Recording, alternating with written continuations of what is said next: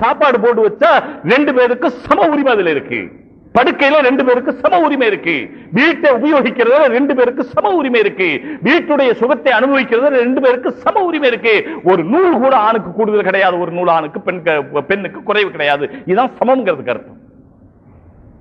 சமம்ங்கிறதுக்கு அர்த்தம் லாபத்திலேயோ சுகத்திலேயோ இன்பத்திலேயோ சமம். வேலையில சமம் அர்த்தம் இல்ல. அப்படி எப்படி வேலையில சமமா இருக்க முடியும்? உலகத்துல எல்லாரும் வேலையில சமமா இருக்க முடியுமானா நான் அப்ப பிரதமரா இருக்கணும். நான் என்ன மட்டமா? எல்லாரும் இன்சான் தானுங்களா? நம்ம எல்லாருக்கும் வேலை சமமா கொடுக்க முடியுமா? அவருக்கு மட்டும் என்ன பிரதமர், இவர் மட்டும் என்ன சாதாரண ஆளு, இன்னொருத்தர் ரோடு கூட்டுற ஆளு? ஏன் அப்படி வச்சிருந்தா? அப்படி இருந்தாதான் உலகம் நடக்கும். அப்படி இருந்தா தானங்க உலகம் நடக்கும். எல்லா துணியும் சட்டையாக அப்புறம் வேட்டியதான் இருக்கும். யோசிங்களா? அது என்ன இது மட்டும் மேல போட்டுக்கிட்டு மரியாதையா இருக்கிறீங்க, அது கீழே அசிங்கமா இருக்குது, நான் அசிங்கமான இடத்துல படுறேன், அதனால என்னை மேல மரியாதையா வைங்க அப்படின்னு எல்லா துணியும் சட்டையானா கீழே என்ன ஆகும்? முடியுமா? அது எங்க எல்லா தோளும் மணிப்பரசு ஆயிட்டா செருப்பு ஏதாகும்? அதனால வித்தியாசம் என்பது உலகத்தில் இருந்துதாகணும். நான் சொல்றேன், அடிக்கடி ரயில்ல போகும்போது நினைக்கிறது, ஒரு பெட்டியில ஏறினா நிக்க இடம் இல்லை. ரயில்ல சில பெட்டியில ஏறினா நிக்க இடம் இல்லை. காலு மேல காலு வச்சு அப்படி நிக்கிறார், இப்படி நிக்கிறார், கடைசி என்ன செய்யணும், பாத்ரூம் நிக்கிறாள் இருக்கிறாங்க. ஒண்ணு அப்படி. இன்னொன்னுல போங்க, ஃபர்ஸ்ட் கிளாஸ்ல போங்க, தனி ரூம் அவருக்கு இல்லைங்களா? அது பெட் 2 பேர் படுக்கலாம். அவருக்கு ஒருத்தர் கொடுக்கிற பெட்ல 2 பேர் படுக்கலாம். இங்க இவன் நிக்க இடம் இல்லாம இருக்கலாம். அவனுக்கு 2 பேர் படுக்கிற இடம் ஒரு ஆளு கொடுத்திருக்குது. அதுல வேற தலைமாட்டில லைட், அப்புறம் ஃபேன், அப்புறம் இனி ஏசியில ஏறிட்டீங்கன்னா சொல்லவே வேண்டியது இல்ல. கம்பளி தலையன எல்லாம் கொடுத்து ஒண்ணு மட்டும் தான் பாக்கி, குடும்பம் நடத்துறது பாக்கி எல்லாம் கொடுத்துறா. 2 கம்பளி 2 தலையன எல்லாம் கொடுத்துறாங்க. இன்னும் சில கோச் இருக்கு, அதுல டீ, ஒரு மினரல் வாட்டர் பாட்டில், அதெல்லாம் இந்த சதாப்தி எல்லாம் போனா எல்லாம் கொடுத்துறாங்க. இவ்வளவு அதுலயும் கொடுக்குறான். அது என்ன அவருக்கு என்ன அப்படி கொடுக்குறீங்க, இவருக்கே நிக்க இடம் இல்லாம போறாருன்னு சொன்னா காசு கொடுத்தவருக்கு அப்படி கொடுக்குறீங்க, காசு கொடுக்காத காசு வித்தியாசம் வரக்கூடாதுன்னா அவட காசு தான் வித்தியாசத்தை உண்டாக்குது. கம்யூனிசம் பேசுறதுக்கு ஒரு கிறுக்குத்தனம் இல்லது. காசை வச்சுத்தான வித்தியாசமே வருது. நீங்களே போனீங்க, இல்ல நானே போனேன், மட்டமான ஆளுதான் நானு, நான் போய் ஏசி காசு கொடுத்தா என்ன ஏசியில விட்டுருவீங்க. அப்ப என்னை அவரை வித்தியாசப்படுத்துறது காசா வேற ஒன்றா? ஆகையினால வித்தியாசம் உலகத்தில் இருக்கத்தான் செய்யும். நபிமார்கள் கூட வித்தியாசம் இருந்திருக்கு, நவ்லியாக்கள் வித்தியாசம் இருந்திருக்கு, மனிதர்கள் வித்தியாசம் இருந்திருக்கு. அதே போல இந்த வித்தியாசம் எல்லாத்திலும் இருக்கும். வித்தியாசம் சொன்னா இங்க ஆண்களுக்கும் பெண்களுக்கும் வேலை வித்தியாசமே தவிர லாப வித்தியாசம் கிடையாது. வேலைதான் வித்தியாசம், லாப வித்தியாசம் கிடையாது. ஒரு ஆண் தன்னுடைய மனைவியை சந்தோஷப்படுத்துறேன்னா அவர் சொர்க்கத்துக்கு போக மாட்டார். ஒரு ஆண் தன்னுடைய மனைவி அது எப்படின்னு கேட்க ஒத்துக்க மாட்டேங்கிறீங்க. யாரும் ஒத்துக்க தயார் இல்லை. ஹதீஸுடைய கருத்துங்க இது. ஹைருக்கும் ஹைருக்கும் லிஅஹ்லி. உங்கள நல்லவர் யார்? உங்களுடைய வீட்டுல நல்லவர் நீங்க பேர் வாங்கணும், அப்பதான் நீங்க நல்லவர். புரசவாக்கம் பள்ளிவாசல்ல பயான் பண்ணி நல்லவர் பேர் வாங்கிட்டு போனா வீட்டுல போய் கேட்கணும், உங்களுக்கு இதே பொழப்பும்பாங்க. அவங்க எங்க வீட்டுல சொல்ல மாட்டாங்க அப்படி. ஏன்னா அவங்களுக்கு தெரியும் இவர் சொன்னாலும் மாத்திக்க போறது இல்லைன்னு. அப்படி பழக்கப்படுத்தி வச்சிருக்கா அவங்க அதை பெருசுபடுத்திக்க மாட்டாங்க. ஆனா சில வீடுகள்ல அப்படி சாத்தியப்படாது, எதையும் சொல்ல முடியாது எடுத்த உடனே. இப்போ ஆனால் ரசூலுல்லாஹி சொன்னாங்க, உங்களுடைய வீட்டுல நீங்க நல்லவர் பேர் வாங்கணும், அப்பதான் நீங்க நல்லவர். எப்ப நீங்க நல்லவர் இல்லையோ சொர்க்கத்தை எங்க போறீங்க? எனவேதான் நான் சொல்லுகிறேன், ஒருவர் தன்னுடைய மனைவியை சந்தோஷப்படுத்தாதவரை சொர்க்கத்துக்கு போக முடியாது. மனைவியை சந்தோஷப்படுத்தாதவர் அல்லாஹ்வை சந்தோஷப்படுத்த முடியாது, ரசூலை சந்தோஷப்படுத்த முடியாது. சரி, இதே போல மனைவி கணவனை சந்தோஷப்படுத்தாதவரை சொர்க்கவாதி ஆக முடியாது. ஜௌஜி பற்றி கேட்டார்கள், கணவரை பற்றி ரசூலுல்லாஹி ஒரு ஹதீஸ்ல வருது. அப்ப ரசூலுல்லாஹி சொன்னாங்க, ஹுவ ஜன்னத்துக்கி அவ் நாருக்கி. உன்னுடைய கணவர் யார் தெரியுமா? உன்னுடைய நரகம் அல்லது உன்னுடைய சொர்க்கம். அவர்தான் உன்னுடைய நரகம் அல்லது அவர்தான் உன்னுடைய சொர்க்கம். நீ அவரை நல்லா வச்சுக்கிட்டீங்கன்னா நீ சொர்க்கத்துக்கு போற, நீ அவரை கஷ்டப்படுத்தின நீ நரகத்துக்கு போற. அது ரசூலுல்லாஹி சொன்னது அப்படி சொல்லல, இந்த வார்த்தை விளங்கணும். அவர் உன்னுடைய சொர்க்கம் அல்லது நரகம் முடிவு பண்ணிக்க. இங்கேயே தெரிஞ்சு போயிடும் உனக்கு சொர்க்கமா நரகமா. அவரை நீ சந்தோஷப்படுத்தி இருந்தால், தாயே நீ அவரை சந்தோஷப்படுத்தி இருந்தால், சகோதரியே நீ உன்னுடைய கணவரை சந்தோஷப்படுத்தி இருந்தால் நீ சொர்க்கவாதி என்பதற்கு இந்த உலகத்திலேயே அடையாளம். இல்லை அவரை வருத்தப்படுத்தி இருந்தால் நீ நரகவாதி என்பதற்கு அதுவும் அடையாளம். இதே போல கணவர் மனைவியை அதிருப்திப்படுத்தி இருந்தால் அதுவும் அப்படித்தான். அதுவே சொர்க்க நரக வித்தியாசம் இருந்தது. ஆனா இப்ப கேட்பீங்க, அது எப்படிங்க சந்தோஷப்படுத்துறதுன்னா எல்லா காரியம் செய்ய வேண்டியது வருமே.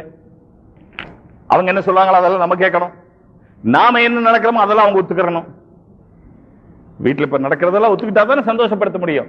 அதைத்தான் சொல்றது. முதல்ல சந்தோஷம்டா எதுங்கிறது புரிஞ்சுக்கணும். அதுக்கு முதல்ல சந்தோஷப்படுத்தணுங்கிறது உண்மை.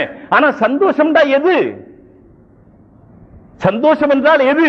5 நேர தொழுகையிலே சந்தோஷம் வருகிற மாதிரி கணவர் மனைவி ஆக்கணும், மனைவி கணவர் ஆக்கணும். திக்ரிலே திலாவத்திலே சந்தோஷம் வர்ற மாதிரி ஆக்கணும். அநாகரிகமான, காட்டுபிராண்டித்தனமான, கிறுக்குத்தனமான, பைத்தியகாரத்தனமான, பாவமான செயல்கள் வீட்டுக்குள்ள வந்தாலே சந்தோஷம் போயிடணும். கணவர் கொண்டு வந்தா மனைவிக்கு சந்தோஷம் போயிடணும், மனைவி கொண்டு வந்தா கணவருக்கு சந்தோஷம் போயிடணும். அப்படி வீட்டை ஆக்கிட்டால் எப்படி ரசூலுல்லாஹி ஸல்லல்லாஹு அலைஹி வஸல்லம் உடைய மனைவிமார்களை ரசூலுல்லாஹ் ஆக்குனாங்க. ஹஜ்ரத் உம்மு ஸலமா ரலியல்லாஹு தஆலா அன்ஹா என்று நினைக்கிறேன். ஹஜ்ஜத் சுல்ஹ் ஹுதைபியாவுல எப்ப அவங்க திரும்பி போக வேண்டியது வந்துச்சு, உம்ரா செய்யாம திரும்பி போக வேண்டியது வந்துச்சு. அப்ப ரசூலுல்லாஹி ஸல்லல்லாஹு அலைஹி வஸல்லம் சொன்னாங்க, அந்த குர்பானி அங்க கொடுக்கிற குர்பானி கொண்டு வந்தவங்க நீங்க எல்லாம் அறுத்துருங்க, இஹ்ராம் கலஞ்சிருங்க, மொட்டை அடிச்சிருங்க, திரும்பி போயிடலாம், சுலுஹ் செய்தபடி உடன்படிக்கை செய்தபடி அடுத்த வருஷம் வரணும் அப்படின்னு சொல்லி எல்லாரும் மொட்டை அடிங்கன்னு சொன்னாங்க. எல்லாரும் இப்ப ஹஜ்ஜுக்கு போகாம, இப்ப உதாரணமா இப்ப சொல்லுங்க, பம்பாயில போய் ஏதோ ஒரு காரணத்தினால ஹஜ்ஜுக்கு போக முடியாம போச்சு. எல்லாரும் இங்கே எஹ்ராம் கட்டிட்டு போயிருந்தோம். மதராசில இருந்து பிளைட்ல ஏறி பம்பாயில போய் இறக்கி விட்டு நீங்க எல்லாம் எஹ்ராம் அவுத்துட்டு மொட்டை அடிச்சுட்டு வீட்டுக்கு போங்க அப்படின்னு நம்ம செய்வோமா? எங்க ஹஜ்ஜுக்கு போனவங்களுக்கு நல்லா தெரியும்ல, செய்வோம். அப்படி இங்க எஹ்ராம் கட்டிட்டோம், இப்ப எஹ்ராம் துணியோட பிளைட்ல ஏறிட்டோம். ஏதோ காரணத்தினால பிளைட் மக்காவுக்கு போல, பம்பாயில இறக்கி விட்டு நீங்க எஹ்ராம் கலைஞ்சிட்டு மொட்டையை அடிச்சுட்டு வீட்டுக்கு போங்க. இது என்னங்க ஹஜ் எப்படிங்க ஆக எப்படி போச்சு சொல்றீங்கன்னு கேட்பா.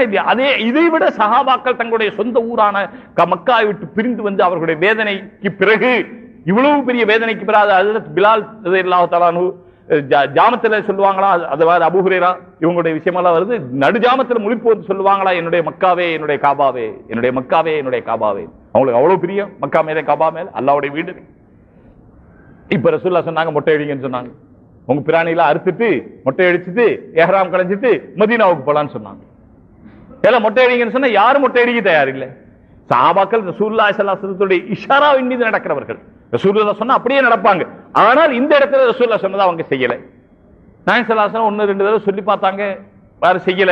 பிறகு ரொம்ப வருத்தத்தோடு அந்த தன்னுடைய கூடாரத்துக்கு போனாங்க. ஹஜ்ரத் உம்மு ஸலமா ரலியல்லாஹு தஆலா அன்ஹா நினைக்கிறேன் அவங்க அங்க இருந்தாங்க.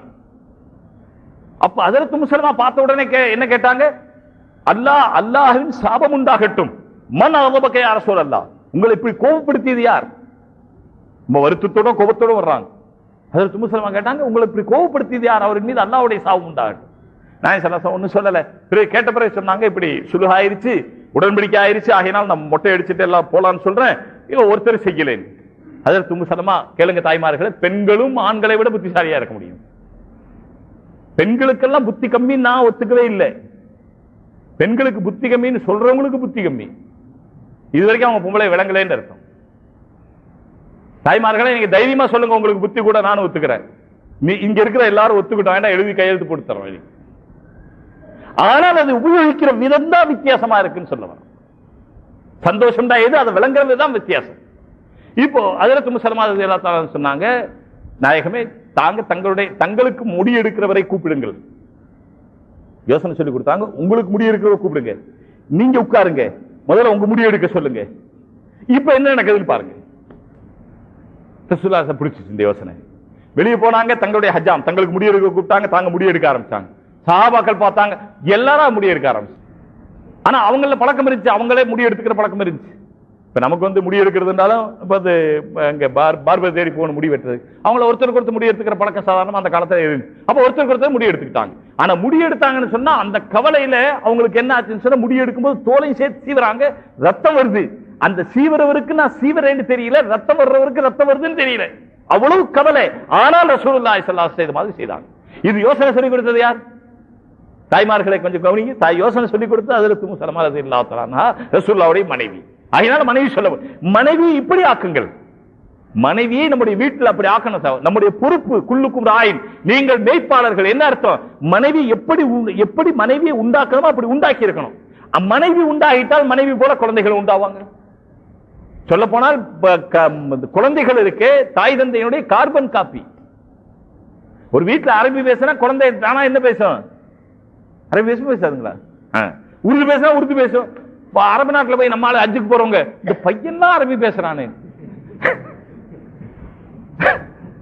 இங்க பெரியவங்களுக்கு அரபி பேச தெரியல, மதசால ஓதிட்டு வந்து இங்க வந்து பார்த்தா சின்ன சின்ன பையன்லாம் அரபி பேசுறான். அட நம்ம ஊர்ல சின்ன சின்ன பையன்லாம் தமிழ் பேசலையா? அரபி வீட்டுல பிறந்தா அரபி பேசுவான், தமிழ் வீட்டுல பிறந்தா தமிழ் பேசுவான், இங்கிலீஷ் வீட்டுல பிறந்தா இங்கிலீஷ் பேசுவான்.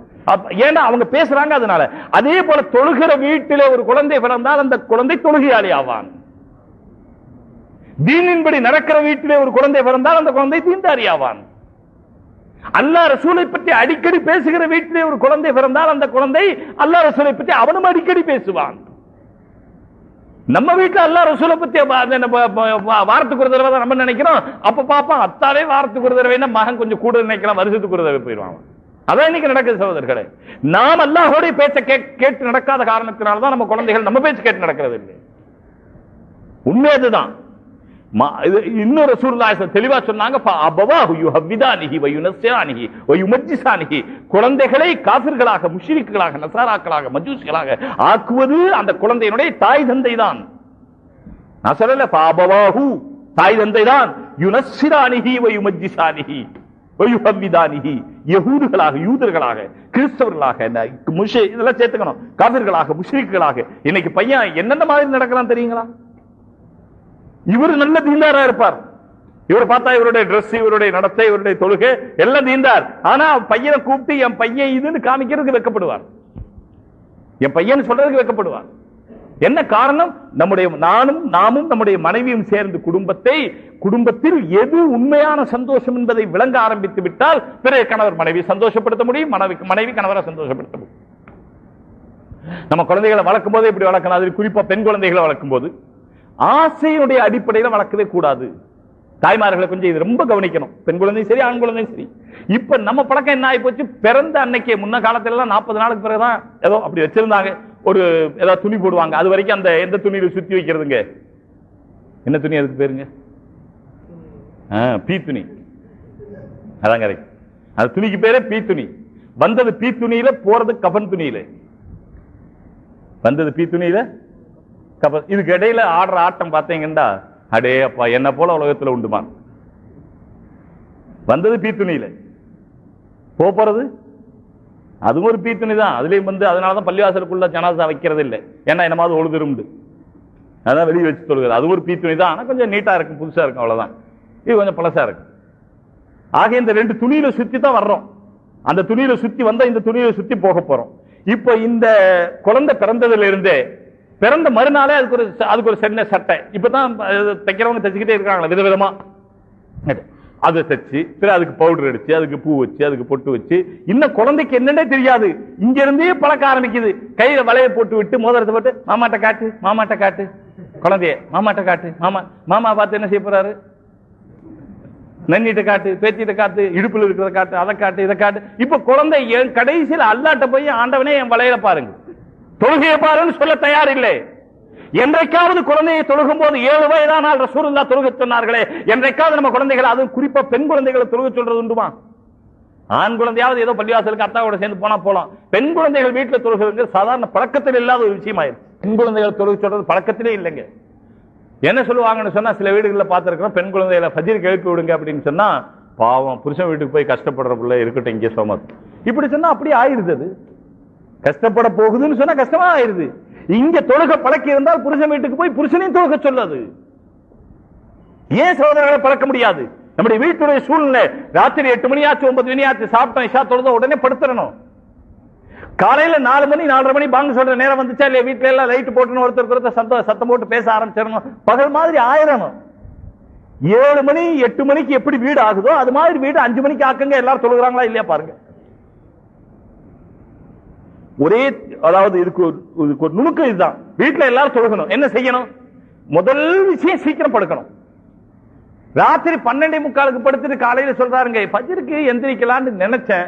நீ நினைச்ச என்ன மையத்து போயிருமே, அது படுத்தது 12:45. ஃபஜ்ருக்கு எங்க எந்திரிக்க போறாருங்க? 8 மணிக்கு எந்திரிச்சு சொல்றாரு, தொழுகணும்னு தான் நினைச்சேன்.